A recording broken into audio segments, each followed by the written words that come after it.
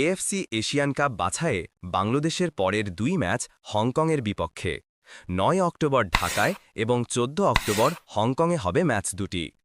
এই দুই ম্যাচের জন্য হ্যাভিয়ার ক্যাব্রেরা অনুশীলন শুরু করবেন ২৯ অথবা ৩০ সেপ্টেম্বর। ২৭ সেপ্টেম্বর বাংলাদেশ প্রিমিয়ার লিগের প্রথম রাউন্ড শেষ হওয়ার পরই ক্যাম্পের খেলোয়াড় তালিকা চূড়ান্ত করবেন কোচ।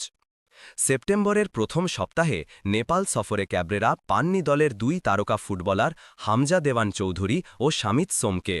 তবে হংকংয়ের বিপক্ষে বাংলাদেশ পূর্ণ শক্তি নিয়েই নামবে। তবে ক্যাম্পের শুরু থেকে হামজা শামিতকে পাচ্ছেন না ক্যাব্রেরা।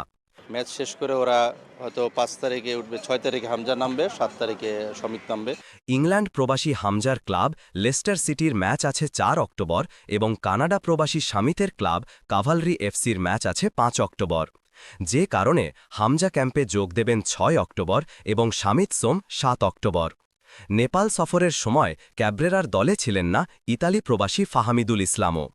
ওই সময় তিনি অনূর্ধ্ব ২৩ দলের সাথে ভিয়েতনামে। ২৯ তারিখে ম্যাচ এটা দেখার পরে আমাদেরকে প্লেয়ারদের ডাকার।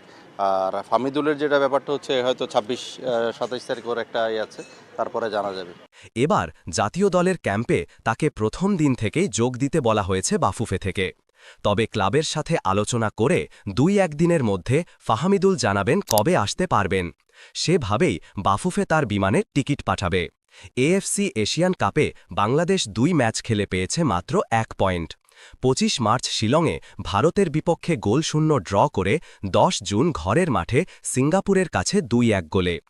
এখনও ৪ ম্যাচ বাকি বাংলাদেশের।